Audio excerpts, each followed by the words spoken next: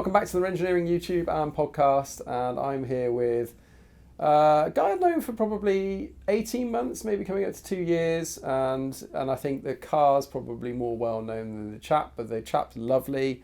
Been on the podcast before, so I think episode 10 or 11 or something like that when we were walking around Goodwood. Henry, welcome to the channel. Thank you. Good to see you, mate. Likewise. Thanks for coming over. No worries. This is Moon Miles GT3. Now, if you've, I first spotted this on Piston Heads, I think it was, probably a little while back. Love the story about it. We'll get into that in a minute though, but if I can take you back to childhood days, what was the first kind of, always cars? Because this is always cars. Right. When I was kids, that's apparently what I ever played with. Yeah. Those kind of, I had like a kitchen drawer cutout full of my toy cars, and parents would do it at the house. They had all those wallpaper tubes, and right. I seemed to be just interested all day, just like setting up the wallpaper tube at an angle and flying the cars Mega down there. Like Hot Wheels. Were they Hot Wheels or Matchbox or? Oh, it would have been Matchbox back then. Yeah. I don't think Hot Wheels was invented. Matchbox, probably some other makes I can't remember. Corgi, Dinky. Yeah. No, Dinky's probably older still, isn't it? That's like 60. No. There might have been some. They're just still showed my actually age in the other side of the house. Oh, are they? Yeah. Your kids play with them? The ones I let them play with. Right. So you got like a pile of good ones and a pile of like, There's one or two that are personal faves. Which ones are they? There's an F40 that I Dude. painted multiple colours. It came Oh, white, okay. and Right. then it came with these like coloured pens that I painted all over it. That's the main one that I remember. And then Yeah, go on, sorry. when I went to Grandad's house, he had a small selection. Yeah. So it's not so much the cars, but the fact that it is Grandad's. So he had a transporter lorry, and I just used to put them on top of that. And he had an articulated lorry with just an empty box, and I used to throw them inside the box at the back. So those are the special ones, but everything else is. I love the fact you still got them though. That's amazing. Because I was. I shot an episode with PJ Gibbons and his 356 a couple of weeks back, and we got talking about the same thing, Matchbox cars. And I said to him then that actually I had the F40, I had Testarossa 512, the F40, and I think the F50, and they all came from you could cut coupons out of Kellogg's. Was it Shell? Shell. Yeah, it must have been Shell. So I collected some of the Shell ones, but that was later in my life. Was it? So they were. I don't know what scale they would be, but they'd be something like that. Oh no, this was still this was ones. still bigger than Micro Machines, but the next one up. The next one up from Micro Machines. Yeah. But I love those things. Sadly, I'm gonna this conversation's come up twice in the last month. I'm gonna go on eBay. I think I'm gonna buy the same ones again. Yeah, cool. So lots of playing with tubes, lots of Matchbox cars. Where did it go from that? And then I got into F1. What year is this? What sort of era? I remember it was halfway through the 91 French Grand Prix Manicourt. I would have been 7. So Senna Prost. It was, I think Mansell won that one. Was Prost in the sport? He must have been in it at that point, probably Ferrari. But it was the season where Senna eventually beat Mansell. But it was halfway through the race. It was just randomly on the TV. I didn't even know that sort of thing existed. So I knew that cars existed driving around on the road, but I didn't know that kind of racing cars existed. And then I was hooked. Since then, I barely missed an F1 since. Really? And even all the way through to the modern day, still. Pretty much. I don't get to watch every race, but I always catch up, essentially. Yeah. And even if it's one of those dire years like it is this year, I always find something that interests me. That keeps me hooked. But yeah, since that midway through the 91 season, the first full race I watched was the British Grand Prix, because that came immediately after Manicourt. I was a bit annoyed with Mum and Dad, because I'm like, why didn't you tell me about this? Why have I gone this long in my life? Seven years old. But UK, that's like, for me, apex Formula One. I don't think there's really a year since. Like there's that batch of years, late 80s, early 90s, that's been perfect. This week, I think, the Keanu Reeves, Jensen. I saw that did you? yesterday. Yeah, mate. Yeah. I haven't seen it yet. No spoilers. It's good. It's worth watch. Yeah. Because that season, so 2007. That was 2007, wasn't it? 2009. 2009. Oh yeah. God. So I'm one of those geeks that, you know, the Sebastian Vettel thing where you can count back all the world. I can do that till I started, and maybe well, no, it's till probably the late 80s. I can do it, just because I follow those years intently. I'm not like a like Rain Man and can do it all the way back to 1950. But it was my thing since then. Wow, that's cool. So Formula One starts to get properly in your blood. Yeah. You're still playing with Matchbox cars, probably, if you're like me. Just about. Maybe some slightly bigger ones by that time. Like RC cars and things like that, or not really RC cars. Lived in London, so there wasn't really much place to take them. But I had a little scale X-Trix. It was a smaller scale one. I can't remember that. Was it Tomy? Yeah. It was like half the size. Again, in London, not as much space. But I used to love that. Went to the British Grand Prix a couple of times with Mum and Dad. So that was in... You'll know the year, I can tell. 95, 96.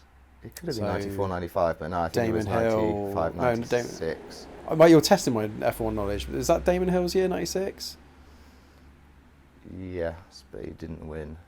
What was his championship year? 95 was when him and Schumacher had the first or second coming together that year. And I can't remember who. One of the years Herbert won. Yeah. But I can't remember if that was 5 or 6. And I honestly can't remember the other year. But I enjoyed it. Silverstone's one of those places, though, where you sit 10,000 feet back from the track and you can barely see any of the racing, but it was good to go. The atmosphere. I've been to Silverstone a few times, never for the Formula One, though. It's just got to the point now where it's such a lot of money and it's such a big thing, right? It's almost more about, or it seems like it anyway, because I've not been, but more about the event than it is about the actual racing itself. I think if I was going to go to a Formula One race, and I'm going to try in 2024, because one of the guys that was on the channel really early on is a friend of mine, and he's now a Formula One race team mechanic. Oh, nice. Which is pretty cool. Yeah. So I've been invited out to a European race. So if you got a tip, let me know as to which one you go to. I went to Monaco this year, and it was amazing. Was it what you wanted, what you expected? Had you been to Monaco before? I hadn't been. I'd never even been to the place before. Right.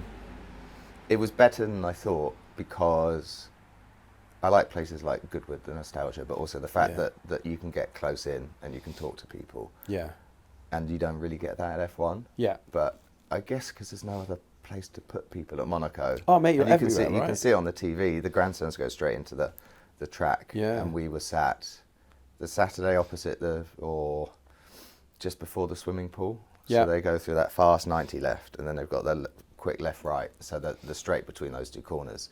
And that was a brilliant place to sit. And then the Sunday we had tickets just before the final corner, Rascasse. Yeah. Which was good. We were close, but not quite as good. But I guess because they've done it for decades, they know how to move the people in and out. Yeah. And you're so close to the action, and the atmosphere is amazing. Yeah. You can see it, because I was only there a couple of months back, and you can see it even out of race season or that period, whether it's the historic or the Formula One or whatever. It still buzzes with that kind of same feeling of like when you're there. It's got like a fizziness to it. The whole thing. There's constant people walking around, and it just feels electric there. You're walking in. So we got the train in, and the train stops pretty high up. Right. And then you're walking down the roads to get to the track, and you go a different way depending on where your grandstand is. But you're walking effectively down a steep hill, zigzagging down, and the view's amazing, and you can start to hear things before you can see things as well. Yeah. But half the shops are to do with F1, so I can imagine that. I've never been there aside from this year, so I can't say, but going for historic I think would be a pretty cool really thing as well. Yeah. Let's get back to your car journey then. So you got Tommy cars. You're in like 12, 13 years old, something like that now. Probably something like that. Mum and Dad took me go-karting a few times. Yep. I was really into it, but quick in a car, or I like to think so, but in the grand scheme of things, probably not. Yeah. I wanted to try and do it as a hobby, but Mum and Dad wouldn't let me. Understandably, because it cost a huge amount of money, and we didn't have that. So that was fine. Obviously, as a kid, you don't quite understand that. Like, I want to do this every weekend. Yeah, but I want to. All of that. No, that was good. And then when I was 17, passed my test. I still think the instructor went easy on me because I did it as soon as the England-Argentina World Cup match finished. Okay, right. And it's after Beckham scored that penalty and we won 1-0. So Right. I think the instructor just... It was like, I'll you pass can be as anyone. crap as you Yeah. like today. You get a freebie. The only one thing I needed to make sure I didn't do was just everyone else was driving around hooting their horns and people Course. and I just had to be like Just hand still to, in like, game mode. 2:45 and just look straight ahead. Yeah. Whereas secretly I wanted to join in. And then Did that open because for me it opened, having a car just opened the world up. It was night and day, the difference between not having that transport. I had a crap moped, a Honda if anyone knows what a Honda PF50 is, I had a Honda PF50. But it's one of those ones you had little pedals on. But you can go anywhere. And then having this car for the first time, and just like, yeah, it was everything. So did it give you that same sense of freedom? To some extent, I think growing up in London where you can kind of get everywhere without a car, you probably don't have the same. Now we're sitting in my garage, which is out in the country. Yeah, it is, yeah. If I passed my test today, I'd definitely feel that. But, yeah. I think in London it's more the fact that I like my cars and I could go and drive and no one could say no, which was really good. And I don't know about you when you were growing up, but a similar sort of age, insurance cost an absolute fortune on everything. Oh, mate. I mean, I'm assuming it's kind of just as bad now as it was then, but it was unaffordable. Really, really was. You can just get anything, really. So. Well, when would I have passed away? Early 2000s. So the sort of cars that my friends had were sort of second gen Puntos or maybe even first gen Polos. I can't remember what generation they're, little Fiestas and things like that. And insurance was like 3k. Yeah. Again, in London, there's an additional to bolt on there. They did that Saxo deal, didn't they? I think you could get 2 years free insurance with it or something like that. That's why Saxo VTRs and VTSs. You had to get a new one. Yeah. So you had to pay a load of money for a new one, which was just out of the question. But that was the day of the VTR, the VTS. I remember those. I wanted a VTR. The VTS just seemed unobtainium. Yeah. If I've got it the right way around, I can't even remember. Yeah, the VTS was the 16. I was a big that was Peugeot guy, so 106 and VTS were the same car basically. And the VTS was the daddy of the two. I knew I didn't want a 106 because Dad had his car being serviced and he got given like a little 1.0 106. And it was just horrendous. Yeah. Going down the motorway, probably about 65 miles an hour. It felt like it's going to fall to bits. Right. So they never ever got a look in. Yeah. But so what did you have then? What did you buy? Porsche 924. Shut up. Seriously? So those little hot hatches, 3 to 4 grand to insure. Yeah. Ish. 924, still a lot. 2.5 to insure. Wow. Second year about 1,600 to Wow, insure. that's madness. And I guess that's because there just wasn't the stats for them to put. It must have been something like that. You got any theories? So I was a bit disheartened that everything was too expensive. Yeah. And you didn't have like compare the market back then. Of course not, yeah. Tesco was for some reason the go-to insurer, the cheapest one, the one that always did the young drivers at that time. And they had a very basic website that you just put in the car details. So it was a question of just going through everything on Auto Trader. Wow. Until you found like a little gem. The exception. There's a couple, but that was just didn't make any sense. But I guess they didn't have the stats, or maybe if they did have the stats, they were skewed by some people that had done well and didn't put any claims in, or maybe there's a theory that if you've got something that's half nice, you look after it. Yeah, that makes sense too. Either way, you got yourself into a Porsche. Yeah. On your first car. Porsche's fine if you live in the UK. Everyone gets it. It's just different pronunciation. But that's mad though. It was really Did you good. feel like, believe... wow, I'm very, very lucky. Did it feel special? Yeah, really special. Yeah. It's a 1984 car in white, 924 Lux, but Lux basically means base model. So don't let that fool you. But it was an 85 model year car, which meant it had navy blue, nearly black cloth seats with little embossed Porsche logos.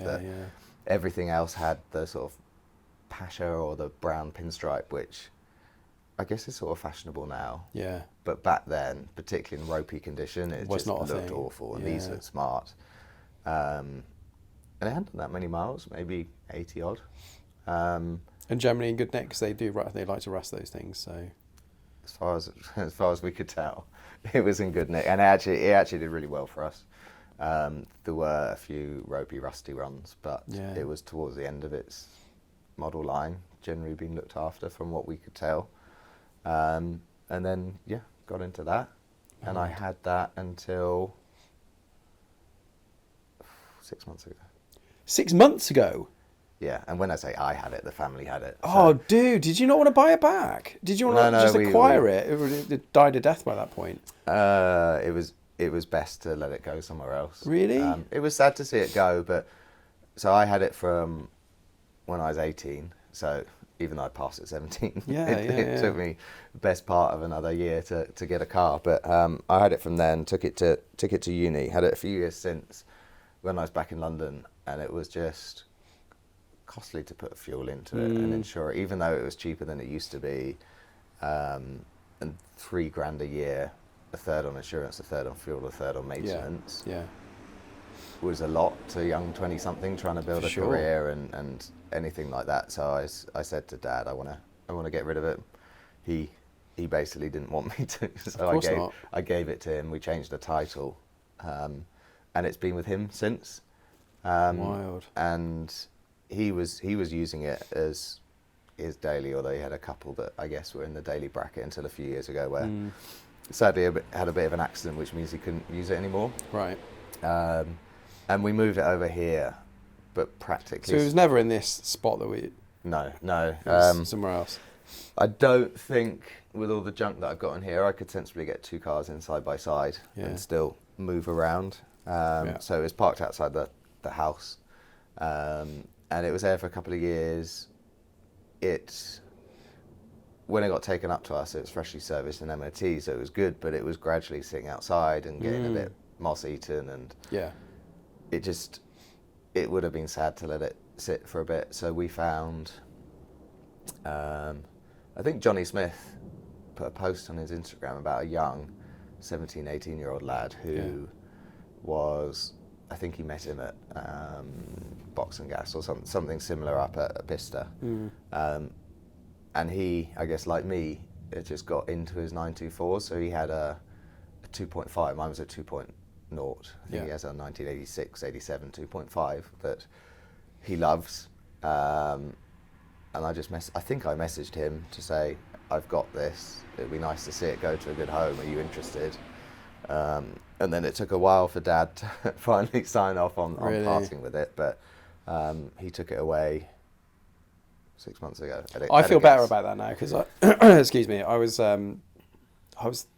I'm so nostalgic and get emotional about cars that I don't think I could have let that go. I think I'd have just mothballed it, stuck it on axle stands and left it in the corner of the garage somewhere. I'd have literally wedged it in the corner. But, if you're going to let it go, kicking the cycle off again for somebody young and their experiences, that's a hell of a way for it to go, right? Rather than someone breaking it, which would have been heartbreaking, right? So, yeah. And we'll get onto this one in a minute, but this is that car for me. And we'll also probably talk about the fact that I've driven it very infrequently the last year. Yeah. And that's not because I don't want to, it's just I'm being so time poor. Yeah. And time poor on this, even more time poor on the other one. If I had infinite time and money to get it restored, let it sit, would have kept it. Yeah. But I just knew that wasn't going to happen. So we had to... So before we get onto this, give me the greatest hits then. What was so you had the 924, but you had that for a long time within the family. What else? Because you've got a Yaris, GR Yaris next door, right? So, which is a pretty cool car. But what else this and the Yaris are very different. So what else has been in the So I had the 924, then I was carless for a few years. And then I started to earn a little bit of money at work. And I spent all of it on a Noble. Oh wow, M12. M12 GT3, not the 3R, so that was the second one that came out. There's a 2.5 first. They all had the Mondeo or derivatives on the Mondeo engine. Yeah. With big turbos bolted on. Yeah. The 3 was a slightly bigger capacity engine, probably less or similar turbocharger, I can't remember. Yeah. Slightly quicker than the 2.5. Then they had the 3R, which was the one that had the lens covers on. Yeah. Which I think was the one that swapped a 5 for a 6-speed box. I could be wrong. And then they had the M400, which was a super quick one. Yeah. But because those cars have been around for a while and were super rare, and generally they're pretty reliable because the internals were good, but it's all the extra bits that people have put on top that it didn't have a development life cycle in, that people just upgraded over time. So mine had an LSD, which it didn't have from factory, had a few things done to the engine and turbocharger, larger intercooler, not for increased performance, but just for Health better and safety of the car. Exactly, better heat management. So some of the bits that the later cars had as well, and that was great. But I was living in London at the time, so it was more of a I want the car. It was road legal, right? It wasn't like full track slicks, pop up jacks. No, it wasn't that. It was really nice. It was a deep maroon, the same maroon as they had on the Top Gear test car, although it was a different car. Well, when you said about the M12, my head went immediately to Clarkson driving that thing. Yeah, it's pretty iconic. That was the peak of Top Gear, I think, that kind of era when that was again. It probably would have been right at the start of the years when they did it in the studio.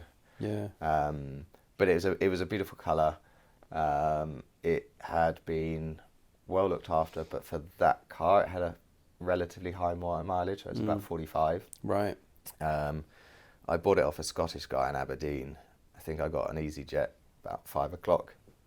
Landed in Aberdeen, got over to his house about midday. Bought it. An hour to panic as the funds wouldn't clear because it was a weekend. Oh shit! And what did I buy it for? Early 20s. Right. So it meant that I needed to do 3 transfers of 10, 10 and something else. And the first couple went through and the last one was taking ages. Which was annoying both of us. And then journey back to London, got home about 10:30 at night. So that was a long day. Fair play. But that was really good. I love the car, but I had it for about a year and then I decided to move it on because... Same reasons, London City It was stuff. It was London, and I just got... For me, that was a lot of money at the time. Yeah. It's a lot of money anyway. It's a lot of money anyway. I had to get a separate car parking space. Of course. It didn't have a electricity in it, which is an oversight on my side. So I just needed to use it, even if to move it for a bit. So when it was the best day ever and I was out in the countryside, amazing. But half the time it was a chore. Yeah. And, that stuff gets old, right? Pretty quick. Yeah. And then it was an itch, effectively, and was me going carless for a couple of years, wanting something. Yeah. And then I just went carless for another couple of years before I actually did need to move around outside of London. So I got myself brand new a Mark 7 Golf GTI. Nice. It was at the time where there was just oversupply and little demand, so you could get so much discount on a new car. It made it comparable to a couple of years old second hand, which was strange. Is this the sort of same time you could get a lease Golf R, the first Golf R, for pennies per month and things like that? It was just a joke that some of the money that was banded around for those. Yeah, and VW give you a £2,000 finance contribution, which they don't on the second hand stuff, which effectively cancel out the pricing differential. Even if you were to pay off the financing agreement, it makes it the same. So that was great. Had that for a few years before moved that on, and that was moved it on early into meeting my wife, where we had 2 cars between us and there's no point keeping 2. Moved that on, and within a year or so decided I needed something else, so I bought myself an early 996, which I had probably for 2 or 3 years. I can't remember exactly. It was the one that the enthusiasts go on about. So an early 98 car with the throttle cable rather than the electronics. No sunroof. C2, so it's kind of as light as they came. Silver, black interior, they all were pretty much. Silver, black interior. Finding a silver one is pretty easy. It's a sea of them, it's silver or dark blue seem to be the most common, and I definitely preferred the silver. And anything other than a black interior or that really deep navy, I couldn't deal with. So I was lucky to find one. and it was high mileage, so there's a theme emerging. That's about 150 odd. Okay. The guy owned it down Bournemouth way. Yeah. And James from Barnsport used to look after it. So I got him to... had some provenance to it. Yeah, the guy that had it before me was an enthusiast. The guy before that looked to be as well. They'd done sort of sensible stuff to it, like the ceramic bearing upgrade and various other sort of preventative measures. So it looked in pretty good nick. It had the, is it the twist alloys? Yeah. Similar to the ones that you have on your Lupo actually, but the hollow spoked ones, which are supposed to be the really light ones. Semi-solid engine mounts, a couple of other little bits and bobs. I did a few bits to it. So what did I do? Nothing outrageous, but I improved the brakes. And actually this, if anyone's listening that's got a 996, don't just chuck bigger discs on it, but do the other stuff. So we changed the master cylinder. We changed GT3 the brake pipes. master cylinder. Yeah. We put the GT3 master cylinder on. We changed the brake pipes for, is it steel or braided? Yeah. There was something else we did that I wish I remember, and then we put GT3 brake ducts as well. Yeah. And better pads, and left. This is all fairly inexpensive stuff to do as well. Well, none of that stuff is huge money, you know. And you're not adding weight to it as well. And that made the world of difference. Right. Like, the brake pedal was firm, but to get any real bite in it, you had to really push it through the floor. Yeah. Here, it felt like a race car. So if you've ever driven a race car with it, it's just, it feels like you're just pressing a block of wood. Yeah. But in a good way, right? It's firm, there's feel, but you get bite from the top. And I did enjoy that car, but we swapped it for this, essentially. And this was something that I couldn't refuse. No, and we are coming to the point at hand. Moon miles. That moniker given by you to the car, or did it come? I can't remember whether it came with the car or you kind of gave it. No, it came with the tagline came with the previous owner. The miles came, or most of the miles came, a little bit with the previous owner, but one owner, I don't know, maybe owner 2, 3. I don't think it's the first. Had it for a. I'm going to make it up roughly because I can't remember exactly, but say 6 or 7 years. Yeah. And he took it into Europe and did 10, 20,000 miles a year up and down autobahns, having a time of his life as far as I understand it. He had a 996.2 GT3 that he did exactly the same on before this one. And just for both the audience listening and watching, this car is a 997.1. Yes. And just go through the spec. So I think the name is Basalt Black. It's the metallic black, the one with the fleck. It's got carbon ceramic discs still on its original discs, as far as we understand, which is insane when we get to the mileage in a little bit. It's got a cage. It's got the Porsche bucket seats that we've put a little Apollo table on the. I love that thing. On the back. I'll drop some B-roll in now and you can see the car in its fullest. But yeah, carry on, mate, please. That's the spec pretty much, isn't it? As far as it goes, black on black, club sport pack effectively. Yeah. And it's my ideal spec. I think the different generations of GT3 look best in different colorways. Yeah. For this generation, I like the black the best. Yeah. Particularly with the silver wheels. Yeah. Black or grey, I can't get. I'll get a head round. Yeah, sure. To me, it looks perfect. The cage, the seats, it makes it feel special when you drive it. Yeah, especially coming out of a Noble and things like that. You know, you're going to want that rawness. Like and especially with the 996 and having like that firm brake pedal. This kind of feels like an amalgamation of those cars, but in a more usable package. Is that about fair? Yes, and actually, I have, as a comparison, I drove the 992 GT3 last year. Had a day with the car, and that's a further degree of usability, but it loses the specialness to me. Yeah. You have to do like nut speeds for that to feel exciting. Yeah. Whereas here you could just be pottering around and there's still bits that keep you amused, from the race car feel of sitting in the bucket seats to the noise, the way the pedal box feels, the steering. I'm not on board with electric steering. It's just You mentioned the Yaris next door. Yeah. Same with my Golf. The same with that 992 GT3. It feels a bit computer gamey, and I find the weight actually quite disturbing on those, because it adds weight, but it doesn't really mean or tell you anything. So the steering on this is fantastic. And with a decent geo set up by Barnsport, I'm guessing. Or a yes. decent geo by somebody. So we recently changed the geo, and I kind of want to change it back. Oh, really?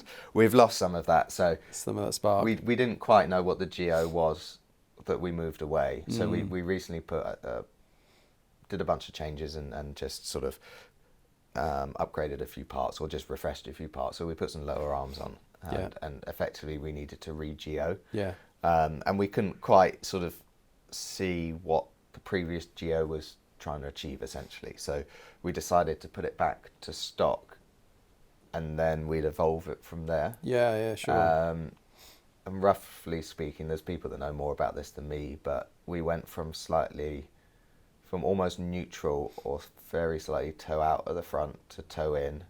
Okay. The rear, roughly, I can't remember. There's a bit of difference there, but I can't remember which way around. We've got less camber on it. So it felt more darty. Probably Before a lever so slightly less stable, but before it felt alive. Like turn the steering wheel and immediately decides where it wants to go, which was slightly perturbing when you're doing a long motorway drive to get somewhere. Yeah, sure. And you kind of want to relax, and the weather's a little bit dodgy. There's tram lines, ruts, all those sorts of things. You're like, whoa! Completely, but the Noble was like that. So yeah. Well versed. And I do like the race car feel. Yeah. So I liked it, but there was a bit of me that just said, look, it's a bit of a pain on long journeys. So let's go back to what the factory says is right for this and evolve it from here. Yeah. And I've lost a bit of that quick direction change at the front. There's more of a dead spot in the centre. Yeah. So it just needs a bit of if you're towing in slightly, then just bring in neutral and then try that, and then maybe we'll evolve it. The back's a little calmer, so the back liked to skip a little bit before, and that's not quite as skipping. Anyway, off geo. I mean, so the thing that this, and I think is when I first saw it at Goodwood, the condition of it belies the mileage, mate. It doesn't, and I know you've taken care of it pretty well, but the paint looks amazing. The wheels look perfect. The interior, it shows a little bit of age, but not what you would expect. And I don't know if that's Porsche in general or this particular car it's just been treated really well. I don't know. So when I bought it, I got in touch with, or in fact, I think just before I bought it, James had formed his alliance with Scott and built Barnsport. So I think I'd taken my previous car, the 996, to Barnsport once. Yeah. At the end, and I got in touch with those guys, and in fact the previous owner knew those guys as well, so he actually did me a favour and just ran it round to James and Scott to have a look at it, and it got a very, not perfect, but it got a very, very clean bill of health. Yeah. Sort of general comment was they've seen cars that have done roughly a quarter of the mileage that are worse than this. Yeah. And I think that probably goes back to particularly the guy who was doing 20,000 miles in it. The service history is rock solid, right? Rock solid. Yeah. And I think we looked at the end, so it's got no over revs in any of the rev ranges at all.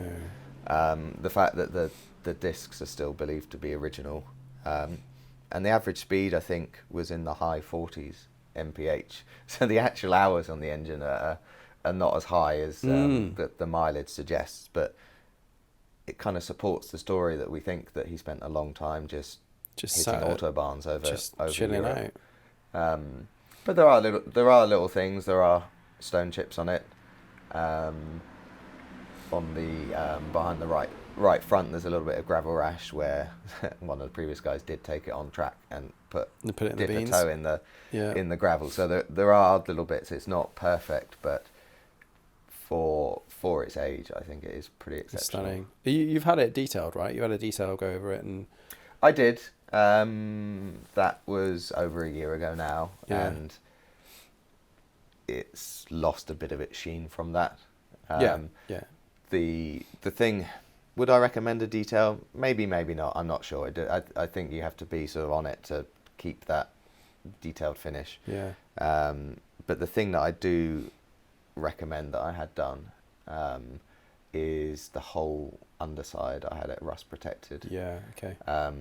And there's a few different people that do this. I found a guy locally who's used to doing Land Rovers, Right. and is sort of semi-retired. It's sort of his hobby, because you can. There's a few places that are popping up now. You can, and they just spray a whole black layer of just not great filth under the bottom. Yeah. And this guy was more that he'll look at the individual component, clean it up if there's any surface rust, and put on what he feels is the best for it. So it felt like I could trust that guy a little bit. But there was one component near, I can't remember what it was, some kind of oil reservoir that had surface corrosion near back left corner. Someone will know better than me, that I needed to get swapped out.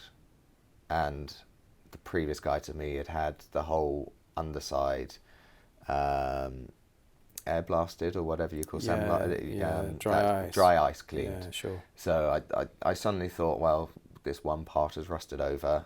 It's all cleaned, but does it have the right rust treatment on? So I just thought I better get it checked out, and now I can sort of sleep a bit easier. Definitely. But there's nothing rotted under it. So again, it must have been garaged and looked after and cleaned and everything. So we're getting to we've mentioned the name a couple of times, and we talked about how many miles, well, not how many miles, but we talked about the fact it's done a ton of miles. It's done a ton of miles. What are we on now, right, so, as of today? Slight disclaimer, your podcast slightly overemphasised what the car is on. That listened to a couple of weeks ago. So it's the moon miles tag is a target rather than achievement. Sure. So it's done, I can't even remember, 178, 170. Right. 9,000. No, it's done about 1.8. Oh, I don't know. We can put something in. We'll have a look. That says what it's done. It's done over 75% of the distance. Put it that way. It's a few thousand kilometres shy of 300,000 kilometres, which means we get another sticker on there shortly. Yeah. Where do you get stickers from? Did they get them from Porsche directly? Or you had some made up, or I made them. Oh, cool. I mean, they look very official. That's a story to itself. We can come back to that in a minute, actually, sure, because there's some history behind that. People are saying, why have I put kilometres on rather than miles? But yeah, where were we? I think start from mileage again. So we just had a quick battery change, but we did discover what the mileage is roughly now. What's the mileage now? 184,000. So just over three-quarters of the way to the moon, which is just under 240, I think. So it's really that aspirational target, and maybe there's one or two high mileage ones out there, but none that I know of. And I think I'm not the guy who's putting a ton of miles on every year. Yeah. Now that I'm not responsible for the chunk of those miles, I wish I was, but even if I wanted to, I just don't have the time with a young family and everything that entails. But the current sort of way that I'd like to continue the history is just almost like the 924 that we talked about earlier. This is the car that's going to grow up with my family. So yeah, that's cool. My 3-year-old is just about tall and heavy enough to be able to sit in the front, and my 1-year-old is obviously only a couple of years behind. So it will grow up with me. It will grow up with those guys as well, and maybe at some point we'll hand it over to them. That's so cool. So that's how we're going to continue to sort of keep the story going with it. And I can't imagine letting my kids loose with this at the age of 17. Can you imagine doing an insurance check when everything's like, I mean, it's expensive now, I think. I don't know what the current, so if you're in the UK and you're in your late teens, stick in the comments below about what you're paying at the moment for car insurance, because I'm completely out of touch. But yeah, it's not going to be cheap, I'm sure. I've no idea, but I heard a podcast recently where it's next to doubled for youngsters. Yeah, so it's basically the same thing all over again. But this, I think the computer just says no, or I'd hope. Yeah. It's such a cool bit of kit, mate. So what have you done so far in terms of journeys? Obviously you're talking about the fact that you're not putting the big miles on it, but have you had any kind of special trips any European? jaunts or anything like that? No European jaunts just yet. There's a few little trips that appeal. I deliberated whether I wanted to take it up to Norway this summer when I had a week to myself, and actually we decided to do something else the particular summer. But I'd love to take it up to Norway, albeit that's more of I'd like to just take it to the destination, because apparently the driving's not amazing because the speed limits are pretty low. But south of France is there. Nürburgring kind of area. Whether I want to take it around the track, I'm not sure. But it's a great road trip, whatever. And I don't know whether people will like or hate me for this, but as far as I see this is a special enjoy the miles, but not necessarily at this stage in life push it on a track. I've got some experience of track driving, but thankfully it's always been in other people's kit, which from where I am currently in life, I kind of want to keep it that way. You want to keep the sticky side down, right? And the kid's the most important thing, and the family life's important. And, the risk becomes, I guess your risk appetite drops a little bit when you're. This would be a fantastic track car, but a GT3 RS would be another level up. A Caterham, if you take a different direction, would be a better track car in many ways. This is just a nostalgic vehicle with a great soundtrack. So much. This was last Mexico, wasn't it? Like last production, was it? Dot 2's last production. Dot 2's were also Metzger. Yeah. And then the 4.0 RS. Yes, of course, yeah. In terms of the Dot 1, I think the Dot 1 Turbo was Metzger and the Dot 2 Turbo was something else. So it was close. But the engine's got so much character. It's kind of different rev ranges. It's kind of got a different soundtrack. It evolves as you go up the rev range rather than just. And it's standard, right? Exhaust standard. No, the exhaust isn't. What's the exhaust? A lot of the car is standard, but the exhaust is a Sharkworks bypass. Oh, cool. Okay. So yeah. Did you do that, or did it previously done? Previous. I so you've not driven it without that? I haven't. No. Have you been? And it's amazing. We'll find out. Yeah, awesome. Have you been around or near one that has a standard exhaust to kind of compare and contrast between the two? Yes. It just sounds a bit cotton woolly in comparison. And this is shrill and metallic and... Exactly. Switchable on off, so you get the best of both worlds. But it is amazing. It makes the car, or the soundtrack generally makes the car, but this just accentuates it. Yeah. I'm trying to think if anything else isn't really standard. I've had the PCCM Plus fitted this summer, which is amazing. Just for game changer, usability. Right? Yeah. It means I don't have to have my phone with the sat nav at a slightly jaunty angle, peering down, squinting at it. Yeah. And it looks so factory. They do an amazing job with those PCCM Pluses. Even this early stuff, the single din for the air cooled cars, they look really cool. It looks neat. It looks like it was invented to be there. Well, it was. Oh, exactly. Yeah. I mean, we're not there for 991, 981 generation yet, but I can't think it'd be too far behind. This one did take a few years over the 996 to come out. Yeah. So it does take them a while.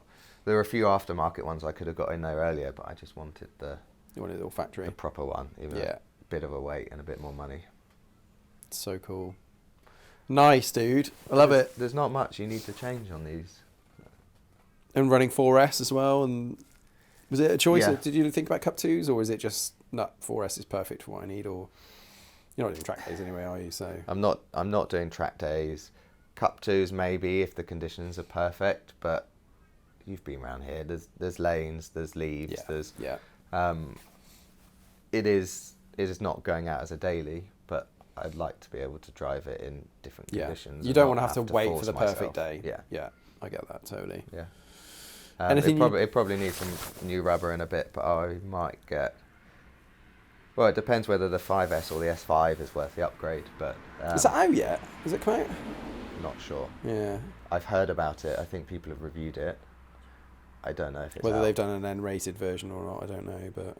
I'm not sure. There's enough tread on it. The rears there's still a few mil of being legal. Yeah. But they're getting lower, so they've lost. But then, like you said, you're not putting galactic miles on the thing to... they probably time out before they run out. Well, that's the thing, right? I thought about putting new rears on when I last had it serviced in the summer, but I knew I wasn't going to do many miles between then and maybe the start of spring, and maybe for next summer is the time to, and then I can get the fresh date as well as the fresh tread, because they are, I can't remember what the date stamp is, but I think they're about 3 or 4 years, and that's the kind of point where, again, is it actually rubber or is it synthetic? But anyway, that's when they start to just feel a bit limp. Anyway, even if there's tread, so get them changed when I actually put some miles on. Love it. I think it's one of the coolest cars out there. When you're talking about it for sale, I thought this, and I can probably be completely barking at the wrong tree, I thought this was on collecting cars or something like that at one point. So it was, and that's, I think, how the guy who put all the miles on it stayed quiet about it. That was his sort of what he wanted to do. Yeah, cool. And then it did come up on collecting cars roughly 3 years ago, I guess. And the guy who had it previous to me had it for about a year, and he actually did really well with it. As in, he put 20k miles on in the time he had it, so he was really going at it. Yeah. And he created the Instagram for it, and posted a lot more frequently than me on it. And, sure. But created that kind of, because it's got its own, for want of a better word, brand around Moon Miles, right? It's got its own kind of... Yeah, brand's a bit of a strong word, but I think I know what you mean. Yeah. It's kind of got its own personality and identity because of that. Identity, that's a better word for it, yeah. When he sold me the car, he also passed over the Instagram, which was very nice of him. Yeah. But also, what was he going to do with it if he didn't have the car? So True. Sort of a sensible decision as well. And I'm not a great Instagrammer, but we keep it topped up once in a while just to let everyone know what's going on, where with it is and what's that.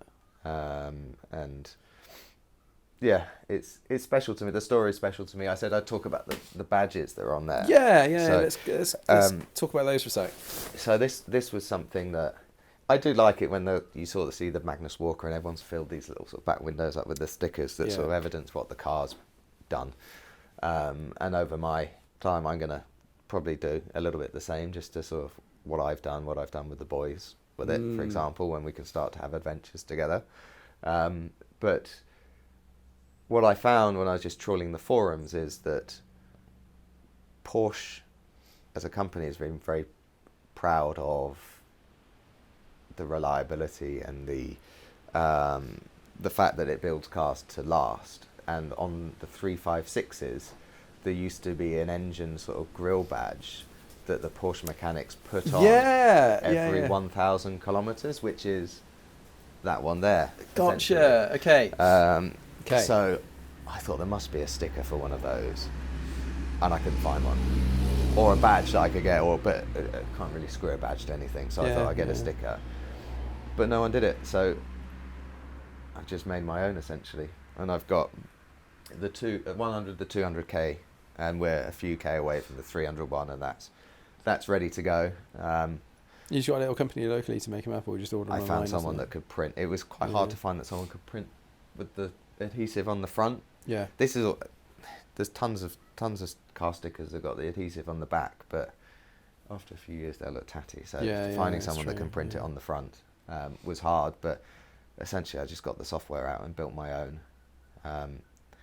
I'd like to be able to offer them to other people, but I'll probably get dinged with copyright. Oh, you're bound to, aren't you? Yeah. I think I'm allowed to make them for myself, but if I make them for other people, then I think that's probably when someone would. Sorry, guys.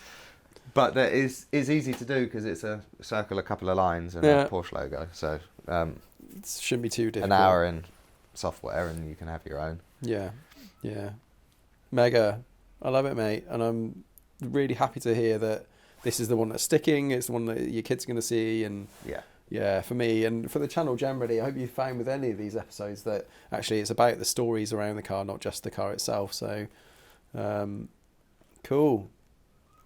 I think we're probably about done. The Yaris is going to go. You got anything you're going to add?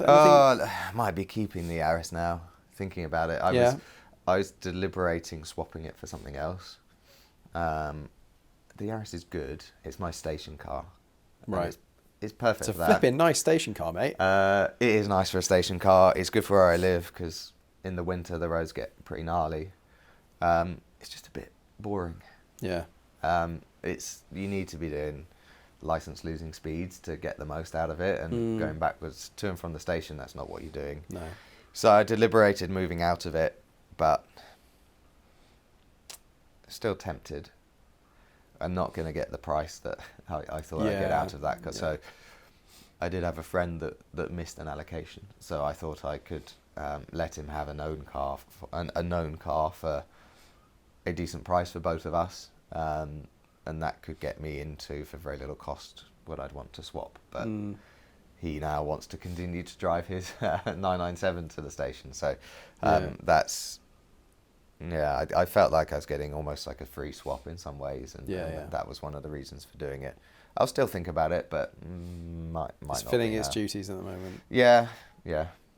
I still have a hankering after an A110. I think that was the one that was going to win. Oh, okay.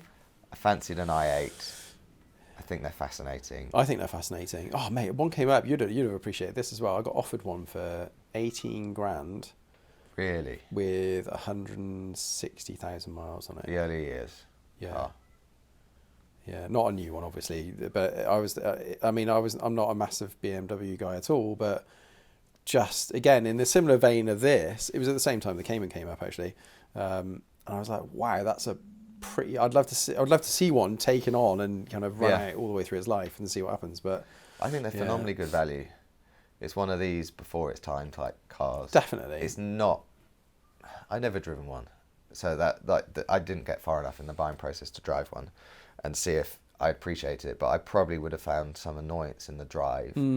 But the economy of it, combined with the uniqueness and the specialness and the actual relative plushness of the inside, and the fact that you switch the electric on and you could just have peaceful motoring when you just want to chill out, and you put the engine back on and then you're back into that. It's got so much individuality going for it, and when I've got something that can give me thrills here, I don't need something else there.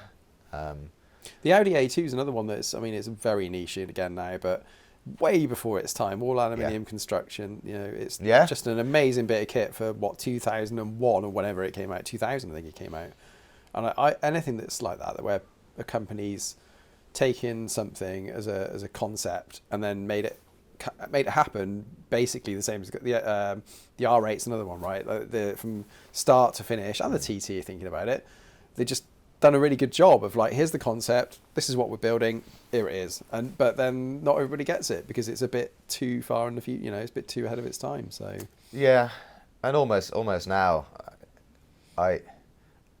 I'm quite sympathetic to the global warming cause. Not to the extent that it completely prohibits me doing certain things. I think everything in reasonable quantity.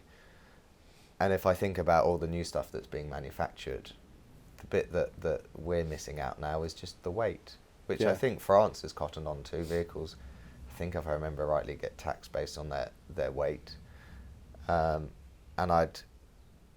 if I'd like to see some helpful legislation come out, something that talks to the weight of the cars and the quantity of material that goes into them.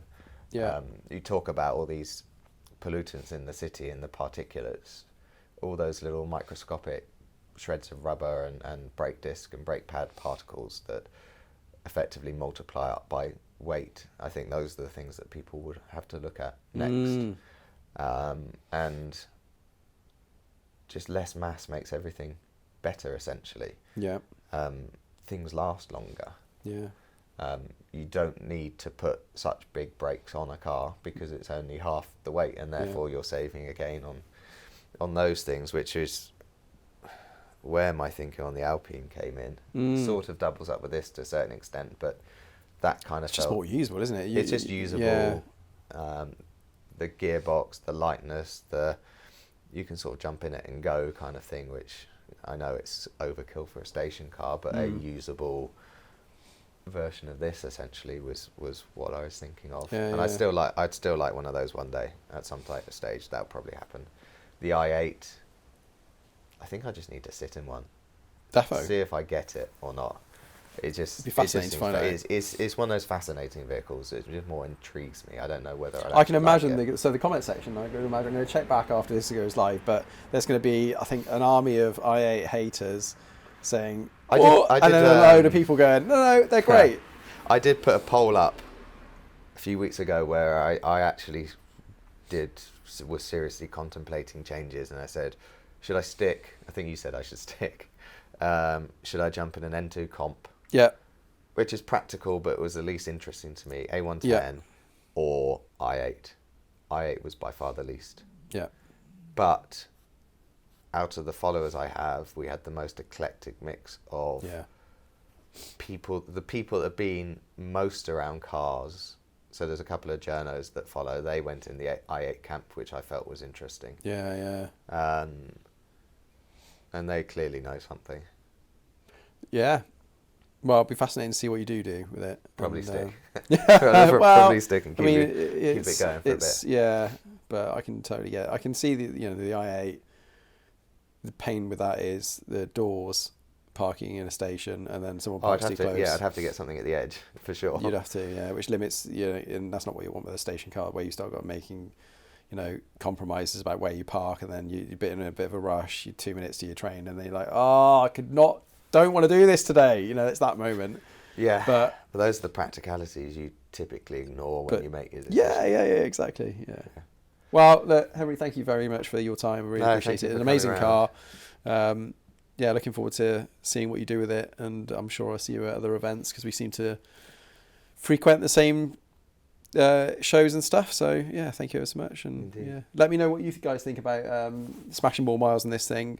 Are you a big fan of the 997 generation, or is it earlier or later for you? And if you've got any questions for Henry, I'm sure he'll pick those up in the comments as well. For now, though, thank you ever so much, and we'll see you again next time. Take care, everyone. Thank you. Bye for now.